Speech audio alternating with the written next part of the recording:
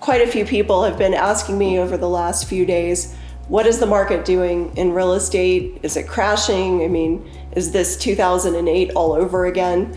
And I can't answer every question. We're still in a cycle that's happening at the moment, to be quite honest with you. But what I am seeing is still a very positive trend of homes that are selling. In fact, about 3 times the amount of homes are sold as of today, the day that we're shooting. In the last 3 days, about 3 times more homes are selling than are active on the market.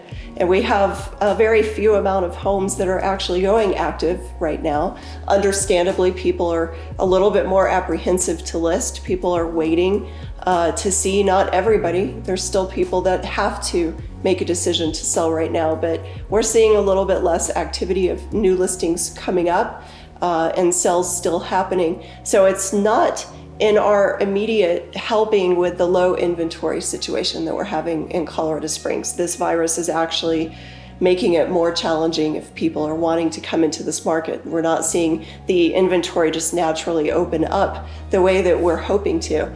But with respect to that, some people are having a harder time coming into town, or they're making alternative plans because kids are now home and they're not able to come. So we've had this big shift all the way around. Practically speaking, we're still getting our own listings under contract, but I have had a seller or two that has decided to postpone their listing or to temporarily cancel their listing until things change a little bit in the market. So there's a little bit of volatility like that, but we're still seeing activity, and we're still seeing that Colorado Springs, I mean, ultimately this is a destination that people are really excited to get to. It's a great place to call home. And speaking of home, you're in my home right now, and there is not a better place, in my opinion, than to enjoy just the sanctuary and the solitude in this time of being home. Please don't make a decision out of being in a state of panic, because you will not make a good decision if you're just in a panic mode. And don't listen to anybody that's going to manipulate you and have you feed on panic to make a decision. It's better to make a decision when you're able to also come at it from a position of true strength, of true counsel, of wise counsel, and having the support around you to make a good decision. So if sellers are selling right now because they're panicked, it's not a good time to sell, quite frankly.